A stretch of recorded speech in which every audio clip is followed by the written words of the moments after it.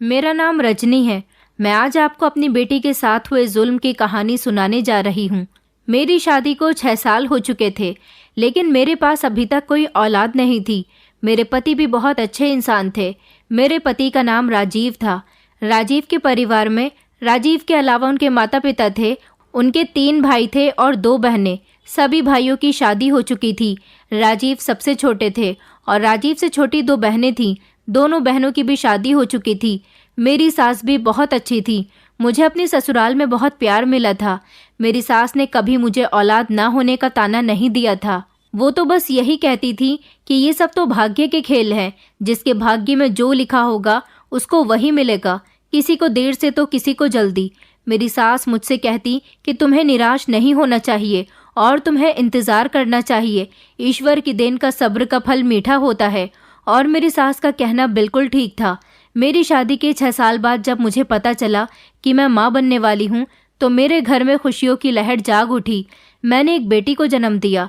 अपनी बच्ची को मैंने बहुत लाड प्यार से पाला था। जिस दिन मैंने अपनी बेटी को जन्म दिया था, उस दिन मेरा पूरा परिवार बहुत खुश था।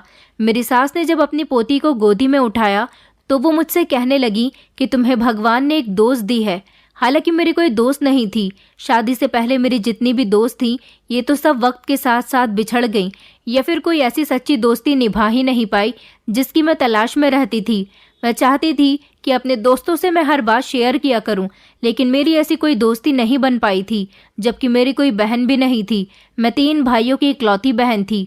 अपनी सास की बात सुनकर मेरे दिल में एक उम्मीद जाग उठी थी। मैंने अपनी सास से पूछा, माँ जी, क्या बेटी भी दोस्त बन सकती है? उन्होंने कहा, हाँ बिल्कुल। माँ बेटी का रिश्ता तो ईश्वर ने बहुत प्यार से बनाया है। बेटी में अगर औरत देखना चाहे तो उसे माँ भी नजर आएगी, बहन भी नजर आएगी और दोस्त भी नजर आएगी। ये बात सुनकर तो मेरी आंखों में आंसू आ गए थे। मेरी खुशी के कोई ठिकाने नहीं थे। मुझे आखिरकार भगवान ने एक दोस्त दे दी थी। मुझे अपनी बेटी के जवान होने का बड़ी बेसब्री से इंतजार था कि कब वो बड़ी होगी और मैं उससे अपनी सारी बातें शेयर किया करूंगी। हम दोनों माँ बेटी खूब एक दूसरे के साथ गप्पे लगाया करेंगे। ये बात सच है कि अगर माता पिता चाहें तो वो अपने बच्चों को दोस्त बना सकते हैं, क्योंकि ये दोस्ती अचानक से पैदा नहीं हो सकती। बचपन से ही हमें अपने बच्चों को दोस्त बनाना पड़ता है। तब कहीं जाकर बड़े होते होते ये रिश्ता और भी ज्यादा मजबूत हो जाता है। मैंने शुरू से ही अपनी बेटी के बहुत नखरे उठाए थे। मैं उसे बहुत प्यार करती थी। कभी ऐसा हुआ ही नहीं था कि उसने मुझे अपने मुंह से कोई चीज मांगी हो और मैं वक्त से पहले ही हर चीज लाकर रख देती थी। मेरे पति भी बहुत अच्छे थे और अपनी बेटी से बहुत प्यार करते थे। हम दोनों पति पत्नी की जान थी हमारी बेटी। मेरी बेटी का नाम रिया था। रिया बड़ी हो गई थी और लंबाई में तो बिल्कुल अपने पिता पर गई थी, लेकिन हेल्थ में बिल्कुल मेरी तरह थी। वो मेरी छोटी बहन लगती थी। हम दोनों के कपड़े जूते सब एक साइज के आते थे। मैं ये देख देख कर बहुत खुश होती रहती थी, क्योंकि मैंने इस समय का बड़ी बेसब्री से इंतजार किया था कि कब मेरी बेटी बड़ी होगी और मैं उसको देख देख कर खुश हुआ करूंगी कि आखिर इस घर में मेरी भी कोई साथी है। बेटी के पैदा होने के कुछ समय के बाद ही मेरे पति का ट्रांसफर दूसरे शहर में हो गया था। अब हम अपनी ससुराल वाले घर से दूर हो गए थे और इस घर में रहने लगे थे। मेरी और मेरे पति ने बचपन से ही अपनी बच्ची के हर शौक पूरे किए थे। मेरे पति भी अपनी बेटी को देख देख कर बहुत खुश होते थे और हम दोनों माँ बेटी एक दूसरे से बहुत मोहब्बत करते थे। मेरे पति कहते थे कि मुझे अपने घर की खुशियाँ देखकर बहुत खुशी होती है। तुमने बिल्कुल मेरी बेटी की परवरिश ऐसी की है जैसी मैं चाहता था। हमेशा ही मैं यही चाहता था कि मेरी पत्नी मेरे बच्चों का ख्याल रखे, उनसे प्यार करे और सबसे बढ़कर उनकी रेस्पेक्ट करे। बहुत से माता पिता ऐसे होते हैं जो अपने बच्चों की परवरिश में उनको रेस्पेक्ट देना भूल जाते हैं। रेस्पेक्ट सिर्फ बड़ों की ही नहीं होती, बल्कि बच्चों की भी होती है। मैं अपने पति से अपनी तारीफ सुनती थी तो और भी ज्यादा खुश हो जाया करती थी। रिया के बाद मुझे फिर कोई औलाद नहीं हुई, इसलिए हमने रिया को ही अपना बेटा और बेटी दोनों मान लिया था। मुझे रिया के साथ बहुत दिली लगाव था। मेरी बेटी बहुत खूबसूरत थी। माता पिता के ज्यादा प्यार ने उसे बहुत कॉन्फिडेंट बना दिया था। वो जहाँ भी जाती थी महफिल की जान बनकर रह जाती थी। लोग उसे मुड़ मुड़कर देखते थे। रिया की आदत थी कि वो हमेशा मुझे अपने दिल की हर बात बताती थी। वो मुझसे अपनी छोटी से छोटी और बड़ी सी बात आसानी से कह दिया करती थी, जैसे कोई दोस्त अपने दूसरे दोस्त को बताता है। वो कभी ये नहीं सोचती थी कि अगर मैंने कोई बात बताई तो मेरी माँ को बुरा न लग जाए। हम दोनों एक दूसरे का बहुत ख्याल रखते थे और मान भी रखते थे। सब कुछ बहुत अच्छा चल रहा था और हमारी जिंदगी बहुत हंसी खुशी गुजर रही थी। एक दिन रिया मुझसे कहने लगी, माँ, कल मेरी दोस्त की बड़ी बहन की हल्दी है और उसने हमें इनवाइट किया है, आप भी मेरे साथ चलना। पहले तो मैंने सोचा कि कोई बहाना बना दूंगी, मगर फिर ये ख्याल आया कि जवान बेटी को अकेले कैसे जाने दूं, इसलिए मैंने कहा कि ठीक है, मैं भी तुम्हारे साथ चलूंगी। फिर मैं रिया के साथ उसकी दोस्त की बहन की हल्दी पर चली गई।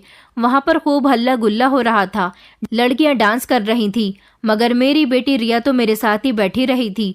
वो बहुत खूबसूरत लग रही थी। आसपास की औरतें भी मुझसे यही पूछती थीं कि ये लड़की कौन है। हम दोनों माँ बेटी ने वहां पर खूब इंजॉय किया और घर वापस आ गए थे। घर आकर मैंने रिया की नज़र उतारी, क्योंकि वो कहीं भी जाती थी तो उसके आने के बाद मैं उसकी नज़र उतारना नहीं भूलती थी। रात को सोने से पहले जब मैं रिया के कमरे में उसको दूध का गिलास देने गई तो वो मुझसे कहने लगी कि माँ, आप मुझे सुबह को जल्दी मत उठाना, क्योंकि मैं स्कूल नहीं जाऊंगी, मैं ज़्यादा देर तक सोना चाहती हूँ। मैंने कहा ठीक है, जैसा तुम कहोगी वैसा ही होगा। मैंने भी सुबह को रिया को नहीं जगाया था। वो दोपहर के 1 बजे तक सोती रही। जब रिया सोकर उठी तो मैंने उससे कहा कि बेटा, आज तो तुम कुछ ज़्यादा ही देर तक सो गई हो। रिया कहने लगी कि जी माँ, आप ठीक कह रही हो, मुझे भी एहसास है। दरअसल मैं बार बार उठने की कोशिश कर रही थी, मगर मेरे सर में इतना दर्द हो रहा था और मेरा सर इतना भारी हो गया था कि मैं बार बार सो जाती थी। अब भी मैं बड़ी मुश्किल से उठी हूँ। रिया की बात सुनकर मैं परेशान हो गई थी। मैंने रिया से कहा कि बेटा, कल तो मैंने तुम्हारी नज़र उतारी थी, फिर ऐसा क्यों हुआ। मैंने रिया को तसल्ली दी और फिर दोबारा से उसकी नज़र उतारी और उसके लिए भगवान के आगे बैठकर प्रार्थना करने लगी। रिया को एक खरोच भी आ जाती थी तो हम दोनों पति पत्नी उसके लिए बहुत परेशान हो जाते थे। कुछ देर के बाद रिया थोड़ा बेहतर महसूस कर रही थी। रात के वक्त जब राजीव घर आए तो रिया अपने पिता से कहने लगी कि पापा, आज हम बाहर खाना खाने के लिए चलते हैं। राजीव ने फौरन ही कहा कि ठीक है, तुम लोग रेडी हो जाओ और मैं भी रेडी हो जाता हूँ। आज का डिनर हम लोग बाहर ही करेंगे। और उसके बाद हम एक बड़े से रेस्टोरेंट में खाना खाने चले गए। खाने के बाद जब हम घर लौट रहे थे तो रिया ने आइसक्रीम खाने की जिद की और उसके बाद हम घर वापस आ गए। सब कुछ बिल्कुल ठीक चल रहा था। जैसे ही घर आए तो रिया कहने लगी कि माँ, मेरे सर में फिर से बहुत तेज दर्द हो रहा है। वो सर पकड़कर बैठ गई थी। मैं और राजीव तो परेशान हो गए थे। मैंने कहा बेटा, आप कुछ दर्द कम हुआ। कहने लगी कि नहीं माँ, अभी मेरा सर बहुत भारी हो रहा है। मुझे तो अपनी बेटी की बहुत फिक्र हो रही थी। मैंने राजीव को बताया कि रिया के सर में कल रात से दर्द हो रहा है। राजीव मुझे डांटने लगे और कहने लगे कि तुम्हें इस बात को इग्नोर नहीं करना चाहिए था। अब हमें रिया को डॉक्टर के पास लेकर जाना चाहिए। हम दोनों रिया को डॉक्टर के पास ले गए। डॉक्टर ने जब चेकअप किया तो वो कहने लगे कि वैसे तो सब कुछ ठीक है, मगर एक बार आप फिर भी अपनी बेटी का आई चेकअप करवा लीजिए, क्योंकि जब नज़र कमज़ोर हो जाती है तो भी बच्चों के सर में दर्द रहता है। मैंने रिया की आंखों का चेकअप भी करवा लिया था तो वो भी ठीक आया था, लेकिन सर दर्द की वजह समझ नहीं आ रही थी। खैर, मैंने उससे कहा कि तुम कुछ दिन स्कूल से छुट्टी ले लो, घर पर आराम करोगी तो बेहतर फील करोगी, घर में तुम्हें सुकून मिल जाएगा। मैंने रिया को घर पर ही रखा था और वो अपने कमरे में ही बंद रहती थी। मैं जब भी उसके पास जाती थी तो वो मुझे सोती हुई मिलती थी। मुझे ये सब कुछ बहुत अजीब लग रहा था, क्योंकि मेरी बेटी तो ऐसी थी ही नहीं। वो तो बहुत ज़्यादा बोलने वाली लड़की थी। जो कुछ भी अपने मोबाइल में देखती थी या टीवी पर देखती थी मुझे आकर ज़रूर बताती थी। कोई नई चीज़ पढ़ती थी तो मेरे साथ शेयर करती थी, मगर अब तो वो सोती ही रहती है। मैंने उसे उठाना ठीक नहीं समझा था। खैर, जब रिया उठी तो मैंने उससे पूछा कि रिया, तुम्हें इतनी नींद क्यों आ रही है। तो वो कहने लगी कि माँ, ये बात तो मुझे भी नहीं पता। मैंने अपनी छुट्टियाँ नींद पूरी करने के लिए तो नहीं की थी माँ, मैं तो आपके साथ ढेरों बातें करना चाहती थी और आपके साथ एंजॉय करना चाहती थी। न जाने मुझे इतनी नींद क्यों आ रही है। मुझे रिया की बातें सुनकर बहुत दुख हुआ था। यानी ये सब कुछ जो हो रहा था मेरी बेटी के बस में नहीं था। फिर मैंने रिया से कहा कि तुम स्कूल जाना शुरू कर दो, क्या पता वहाँ जाकर तुम्हें सुकून मिल जाए। रिया स्कूल भी जाने लगी थी और जैसे ही घर वापस आती थी, आते ही अपने कमरे में बिना यूनिफॉर्म चेंज किए ही सो जाया करती थी। मैं उससे पूछना चाहती थी कि तुम मुझे बताओ, आज तुम्हारे स्कूल में क्या क्या हुआ, तुमने क्या क्या पढ़ाई की है, तुम्हारे दोस्तों के साथ तुमने क्या क्या बातें की हैं। लेकिन क्या तो वो सो जाती थी और जब वो जागती थी तब मैं उससे सवाल किया करती थी तो वो अपना सर पकड़कर बैठ जाती थी और मुझसे कहती थी कि माँ, मेरे सर में बहुत तेज़ दर्द हो रहा है। जैसे ही मुझे आराम मिल जाएगा मैं आपको सब कुछ बता दूंगी। ऐसे ही करते करते 15 दिन गुजरने वाले थे और रिया ने मेरे साथ अपनी कोई भी दिल की बात शेयर नहीं की थी। उसका सर दर्द ठीक ही नहीं हो पा रहा था और मैं रिया की हर बात अपने पति को बता दिया करती थी। वो भी अपनी जवान बेटे की हालत देखकर उदास हो रहे थे। हमें कुछ समझ नहीं आ रहा था कि आखिर रिया को क्या हो गया है। एक दिन राजीव मुझसे कहने लगे कि कभी कभी ऐसा भी होता है कि बच्चे एग्जाम्स की टेंशन लेने लगते हैं। तुम रिया से बात करो कि अगर वो एग्जाम नहीं देना चाहती या उसे फेल होने का डर है तो उससे कहो कि हमें इस बात पर कोई भी एतराज नहीं है। तुम अगले साल अपनी 9वीं कक्षा के पेपर दे देना। मैं यही बात रिया से की तो वो हंसने लगी और कहने लगी कि नहीं नहीं माँ, ऐसी कोई बात नहीं है। आप लोग तो बेवजह ही टेंशन ले रहे हो।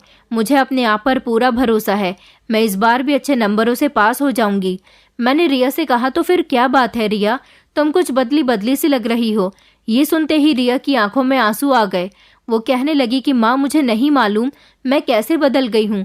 मैं बदलना नहीं चाहती। मैं तो खुद अपनी पहले की तरह लाइफ को एंजॉय करना चाहती हूँ। मुझे अपनी पहले वाली लाइफ बहुत पसंद थी। मैंने रिया से कहा कि जैसे तुम पहले थी वैसे ही बनने की कोशिश करो।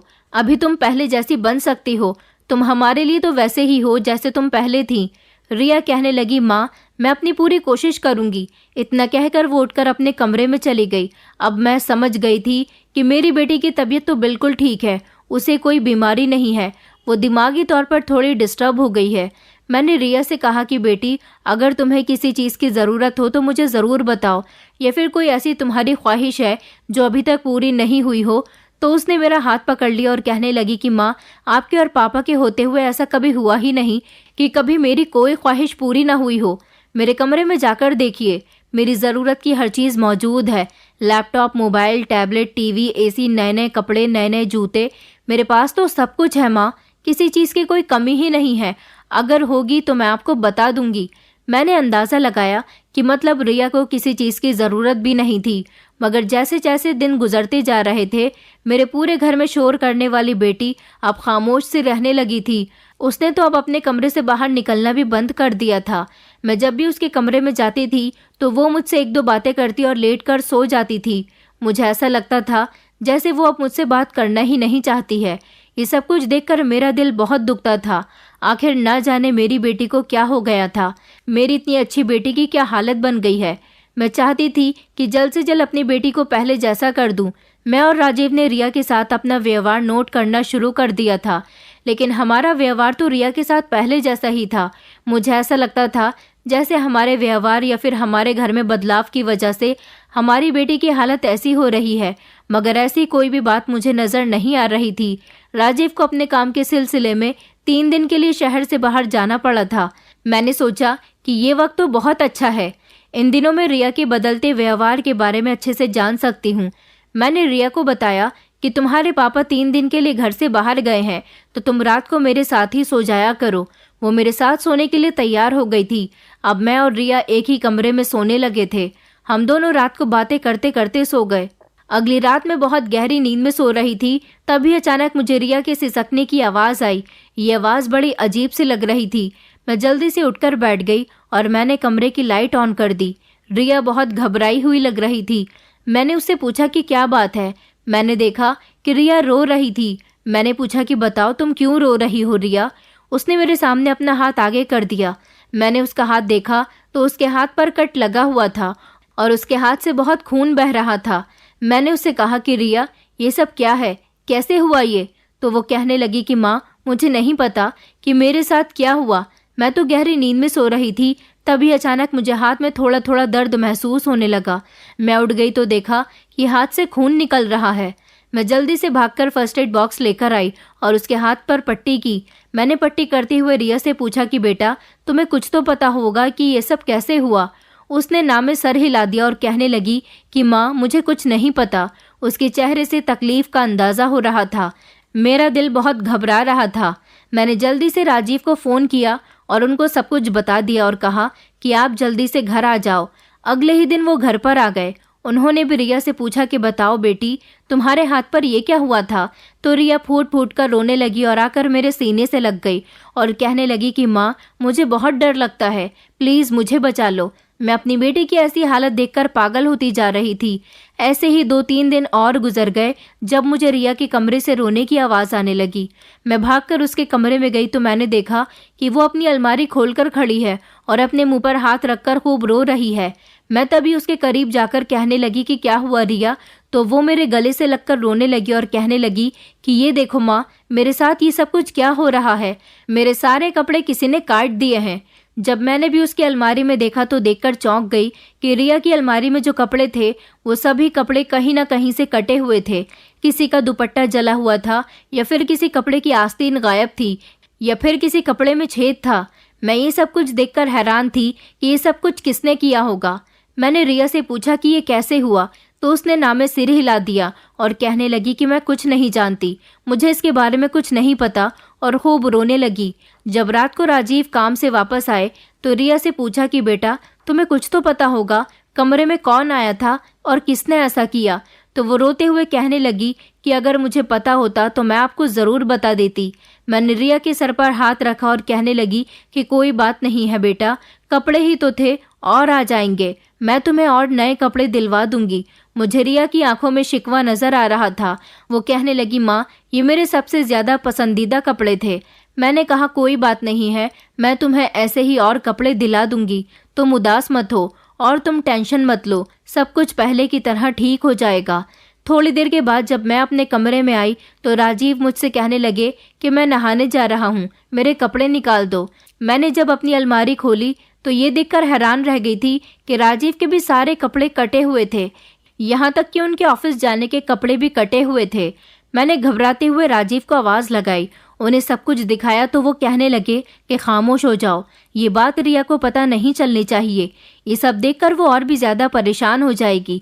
इसलिए मैंने इस बारे में किसी को भी नहीं बताया। लेकिन अब ये हमारे घर में रोज़ का काम बन गया था। हर रोज़ हमारे घर में कोई ना कोई नुकसान ज़रूर होता था और ज़्यादातर तो रिया की ही चीज़ें गायब हो जाया करती थी।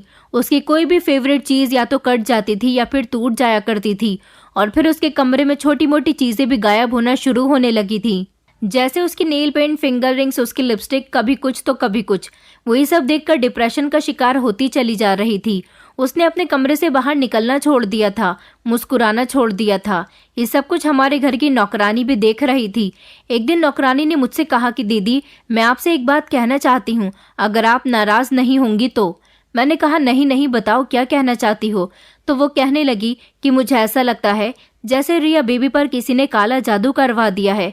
कहीं ऐसा तो नहीं कि आपकी बेटी पर कोई काला जादू करवा रहा हो, या ऐसा भी हो सकता है कि कोई आपकी बेटी से जलता होगा और इसी जलन की वजह से वो उसको नुकसान पहुंचाकर अपने दिल को सुकून पहुंचाना चाहता हो।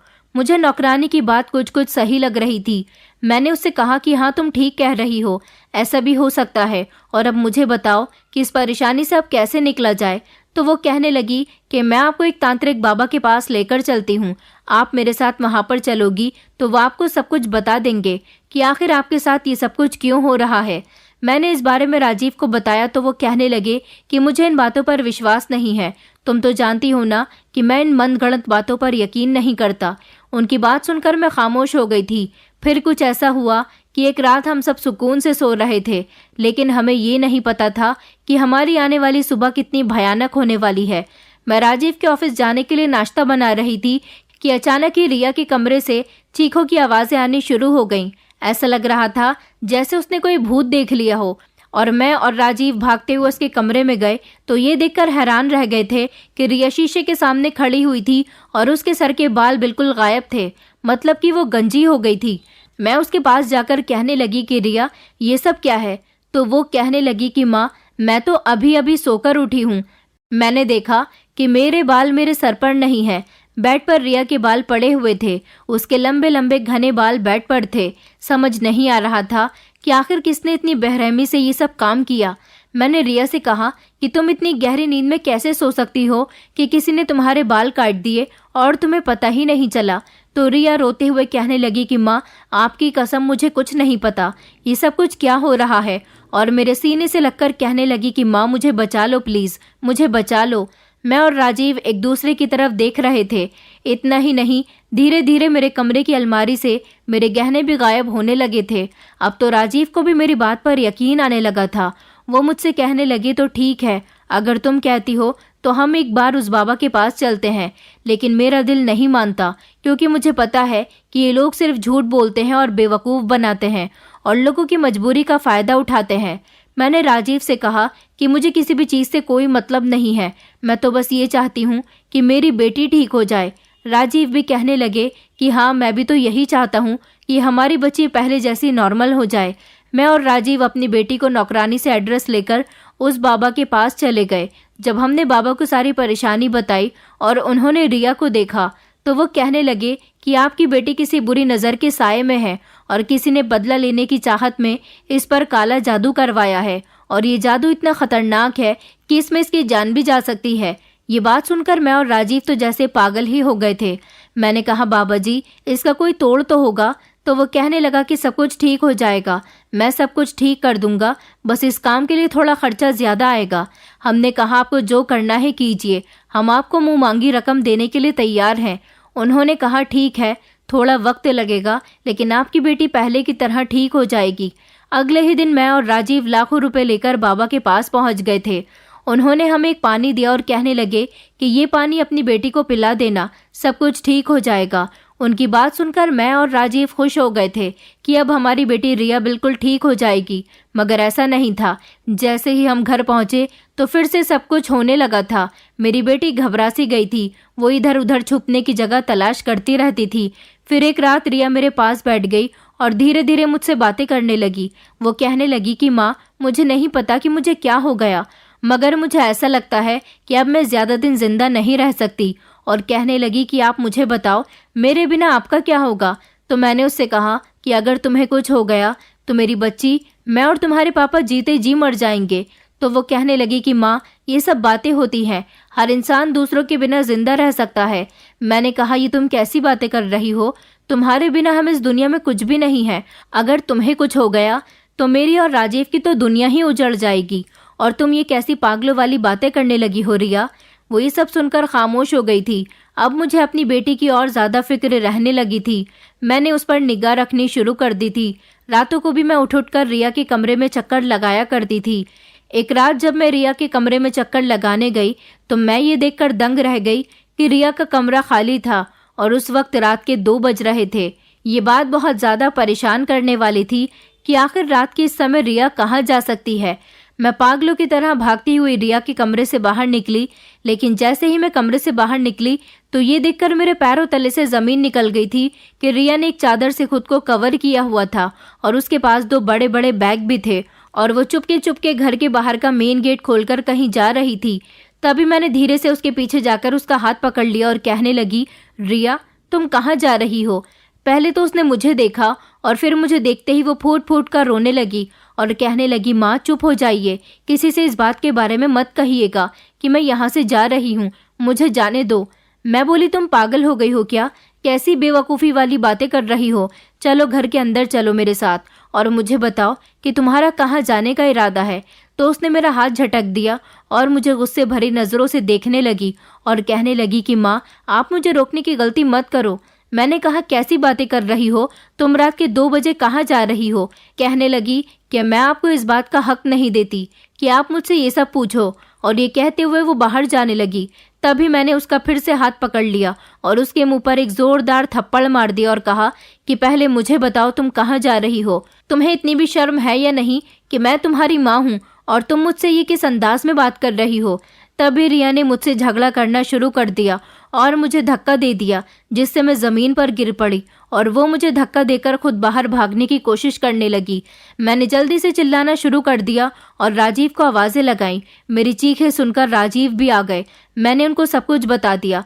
उन्होंने बाहर निकलकर देखा तो रिया घर से बाहर निकल चुकी थी। राजीव जल्दी से रिया के पीछे पीछे भागे और ज़बरदस्ती उसको घर ले आए। रिया के घर आते ही जल्दी से मैंने घर का दरवाज़ा लॉक कर दिया और हम दोनों ने उसे बहुत प्यार से पूछा कि ये सब तुम क्या कर रही हो। तो वो कहने लगी, अगर आप लोगों ने मुझे घर से बाहर नहीं जाने दिया तो मैं अपनी जान ले लूँगी और आपको मेरी लाश भी नसीब नहीं होगी। हमने कहा, रिया, तुम ये कैसी बातें कर रही हो। उसकी बातें सुनकर मेरा दिल बहुत दुख रहा था, लेकिन फिर हमने रिया को पकड़कर उसके कमरे में बंद कर दिया। मैं और राजीव रिया के सामने बैठ गए और कहने लगे कि कुछ तो बताओ, हम तुमसे बार बार एक ही सवाल कर रहे हैं। उसने कहा कि वो हमसे बात नहीं करना चाहती और कहने लगी कि मेरे कमरे से बाहर निकल जाओ, मैं आप दोनों से कोई बात नहीं करना चाहती, मर जाऊंगी मैं, मुझे सांस नहीं आ रहा है, आप दोनों ने मुझे घर से बाहर जाने से रोक दिया है, देखिए मेरा चेहरा पीला हो रहा है, मुझे बहुत घबराहट हो रही है, मैं मर जाऊंगी। वो बार बार एक ही बात कही जा रही थी। तभी राजीव ने जाकर उसका हाथ प्यार से पकड़ लिया और कहने लगे कि नहीं मेरी बेटी, तुम्हें कुछ नहीं होगा, तुम बिल्कुल ठीक हो, तुम्हारा चेहरा भी बिल्कुल ठीक है, तुम्हारे हाथ भी ठीक है, मुझे बताओ तुम कहाँ जा रही थी। उसने कुछ नहीं बताया और चीखने लगी। चीख चीख कर उसने हम दोनों को अपने कमरे से बाहर निकाल दिया था। राजीव ने सारी रात रिया के कमरे के बाहर बैठकर गुजार दी। वो जागते रहे और रोते रहे, कुछ समझ नहीं आ रहा था कि आखिर क्या हो रहा है। सुबह को जब मैं नाश्ता लेकर रिया के कमरे में गई तो उसने मेरे हाथ से ट्रे लेकर फेंक दी और कहने लगी कि आप यहाँ से दफा हो जाओ, आप मेरी मौत की जिम्मेदार हो। मैंने कहा तुम मरी तो नहीं हो, मेरे सामने बिल्कुल ठीक खड़ी हो, तुम ये कैसी बातें करने लगी हो रिया, तुम्हें क्या हो गया है। वो अजीब अजीब सी बातें करने लगी थी। ये कहने लगी कि मैं ज्यादा दिन जिंदा नहीं रह पाऊंगी। इतना कहकर उसने अपना मोबाइल उठा लिया था और एक नंबर डायल कर कर कहने लगी कि मुझे मेरी माँ ने घर से निकलने नहीं दिया, मगर तुम फिक्र मत करो, मैं तुम तक जरूर पहुंच जाऊंगी। ये बात सुनकर तो मैं दंग ही रह गई थी। मैंने पहले उसके हाथ से मोबाइल छीन लिया और रिया को कमरे में लॉक कर दिया। रिया का मोबाइल मैं अपने साथ ले आई और राजीव से कहने लगी कि रिया किसी से बात करती है, वो किसी से कांटेक्ट में है। राजीव ने मेरे हाथ से मोबाइल ले लिया और ये देखकर हम दोनों के पैरों तले से जमीन निकल गई कि हमारी बेटी ऑनलाइन किसी से चैटिंग करने लगी थी। मेरी बेटी बहुत मासूम थी, वो तो कम उम्र की थी, उसे अपने अच्छे बुरे के बारे में भी पता नहीं था, मगर जो लड़का उसके साथ बातें कर रहा था वो बहुत चालाक लग रहा था। राजीव ने उसके सारे मैसेज पढ़े, उसमें लिखा हुआ था कि वो उससे बहुत प्यार करता है। उसने मैसेज में अपने प्यार के बहुत सारे दावे भी किए हुए थे और कहता था कि मैं तुम्हें बहुत खुश रखूंगा और तुम भी मुझसे प्यार करने लगी हो। लेकिन मेरी बेटी ने मैसेज में बार बार इनकार किया हुआ था कि मैं तुमसे प्यार नहीं करती, मगर वो लड़का यही कहता था कि मैं जानता हूँ कि तुम मुझसे प्यार करने लगी हो। वही सब बातें उसके दिमाग में बैठा रहा था। आखिर मेरी बेटी ने भी एक्सेप्ट कर लिया था कि हाँ वो उससे प्यार करने लगी है। उसके बाद उसने रिया से कहना शुरू कर दिया कि मैं आज तुम्हारी मोहब्बत का इम्तिहान लेना चाहता हूँ, अगर तुम मुझसे मोहब्बत करती हो तो अपना हाथ काट कर दिखाओ। और उसके हाथ काटने की तस्वीर उसके मोबाइल से सेंड हुई नजर आ रही थी। लेकिन जब मैंने रिया के हाथ से खून बहता हुआ देखा था तो मैंने उससे पूछा था कि ये क्या हुआ, तो वो मुकर गई थी। यानी कि वो कट रिया ने जानबूझकर अपने हाथ पर लगाया था और उसने अपने हाथ पर कट लगाकर उस लड़के को फोटो भी भेजी थी। फिर वो लड़का कहने लगा कि अगर तुम मुझसे प्यार करती हो तो अपनी सबसे कीमती चीज को खराब करके मुझे फोटो सेंड करो। रिया ने उसे अपने कपड़े काटने के बाद फोटो सेंड किए। उसने अपने कपड़े तो काटे ही थे और हमारे भी कपड़े काट कर फोटो सेंड कर दिए थे। उसने अपनी सारी कीमती चीजों को तोड़ दिया था, जला दिया था और साथ ही साथ उस लड़के को फोटो सेंड करती थी। उसने इतना सब नुकसान उस लड़के के कहने पर ही किया था। और वो तांत्रिक बाबा, उसने हमें काले जादू के बारे में बताकर हमसे खूब सारे पैसे बटोर लिए थे।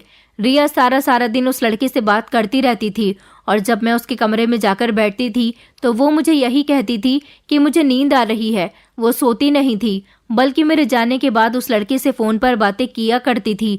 उस लड़के का कहना था कि अब तुम मुझसे बहुत प्यार करने लगी हो, अगर तुम मेरे बिना रही तो मर जाओगी, इसलिए अपना घर छोड़कर भाग जाओ और मेरे पास आकर रहने लगो। रिया इस कदर उस लड़के के जाल में फंस चुकी थी कि वो अपना अच्छा बुरा सोचने के काबिल भी नहीं रही थी। वो लड़का उससे जैसा कहता था वो वही किया करती थी। अब हमें सब कुछ समझ आ गया था कि आखिर ये सब कुछ क्या हुआ है और क्यों हुआ है। राजीव ने और मैंने अब समझदारी करते हुए वो सारी चैटिंग और रिया का मोबाइल पुलिस को दे दिया। पुलिस ने उस लड़की को ढूंढ निकाला और उसको गिरफ्तार कर लिया था। तो पता चला कि वो सिर्फ एक ही लड़का नहीं है, बल्कि उनका पूरा गैंग है जो लड़कियों को इस तरह से प्यार के जाल में फंसाकर घर से भाग जाने पर मजबूर करता है। और जब लड़की घर से भाग जाती है तो उनको बेचा जाता है और उनसे धंधे करवाए जाते हैं।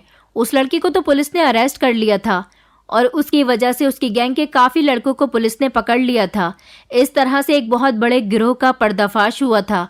रिया की तबीयत अब बहुत ज्यादा खराब रहने लगी थी। वो उस लड़के को याद करके हर वक्त रोती रहती थी। हमने एक साइकेट्रिस्ट से उसका इलाज करवाया। इलाज के कुछ महीनों बाद जाकर रिया की तबीयत में कुछ सुधार आने लगा था। धीरे धीरे वो संभलने लगी और अब वो मेरा और अपने पापा का बहुत शुक्रिया अदा करती है कि हमने उसको एक बहुत बड़े दलदल में गिरने से रोक लिया था। वो कहती थी कि आप दोनों ने मुझे बचा लिया, मेरी जिंदगी बर्बाद होने से बचा ली। मेरी बेटी अब बिल्कुल ठीक है और अब उसकी उम्र 22 साल है। उसकी पढ़ाई तो इस वजह से खराब हो गई थी, लेकिन मेरी बेटी बहुत खूबसूरत है। मुझे यकीन है कि उसकी शादी किसी अच्छे घर में हो जाएगी। मैं आप लोगों से यही गुजारिश करना चाहूँगी कि आप लोग अपने बच्चों पर कड़ी निगाह रखें। ये ना सोचें कि हमारे बच्चे मासूम हैं। ये बात ठीक है कि हमें ऐसा लगता है कि हमारे बच्चे मासूम हैं, लेकिन ये ना सोचें कि दुनिया के लोग भी मासूम हैं। ये दुनिया बड़ी चालाक है, अपना फ़ायदा करने के लिए किसी की भी ज़िंदगी बर्बाद करने में समय नहीं लगाती। इसलिए अपने बच्चों को बचाकर रखें। आजकल माहौल बहुत ख़राब है। मैं चाहती हूँ जैसा मेरी बेटी के साथ हुआ ऐसा आप लोगों के बच्चों के साथ ना हो। इसलिए आप अपने बच्चों का बहुत बहुत ख्याल रखें। दोस्तों, उम्मीद करती हूँ आपको हमारी कहानी पसंद आई होगी। कहानी पसंद आई है तो वीडियो को लाइक करें, चैनल पर नए हैं तो चैनल को सब्सक्राइब करें और हाँ, नोटिफिकेशन बेल को ज़रूर दबाएं ताकि अगली अपडेट सबसे पहले आपको मिले।